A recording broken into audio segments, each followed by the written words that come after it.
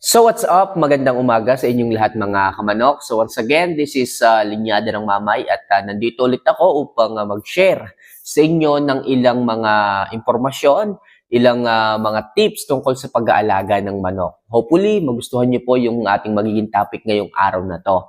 So ito naman pong topic natin is mula sa ating subscriber na nagtanong and pasensya na po kung medyo natagalan yung ating content about sa katanungan mo. So, hinanapan ko po ito ng magandang information.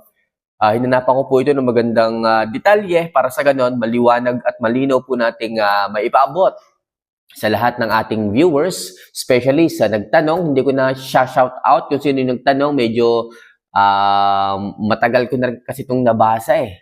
So, hinanapan ko lang talaga ng pagkakataon, hinanapan ko ng informasyon para mailagay lahat ng kailangan nyo pong detalye. So, mga kamanok, ang ating pong magiging topic ngayon is all about sa V22 o yung tinatawag nating vitamin 22 na supplements para sa ating mga alaga. So ito pong si V22, ito po ay binibigay natin sa ating mga alaga upang makuha ng ating mga manok yung kumpletong bitamina na maaaring ibigay nitong V22 sa kanila. Okay? So, isa po ito sa napakagandang suplemento. Isa po ito sa napakagandang bitamina na maaari po nating maibigay sa ating mga alaga. Pero bago ko po ito talakayin, isa lang palagi ang hinihiling ko. Mga kamanok, don't forget to click the subscribe button. Wala naman po yung bayad.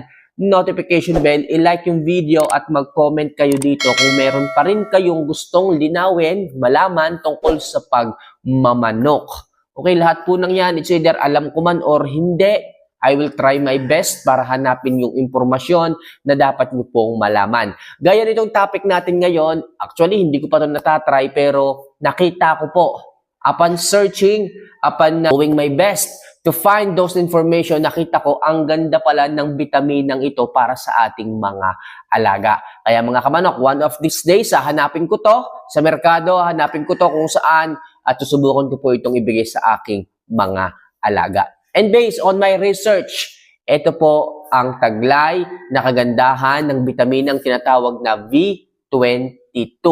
Okay, so wag natin masyadong patagalin, simulan na po natin kung ano po itong topic na to. Mga kamanok, narinig niyo na po ba yung V22? Actually, napakatagal na po nitong bitamina na to sa merkado.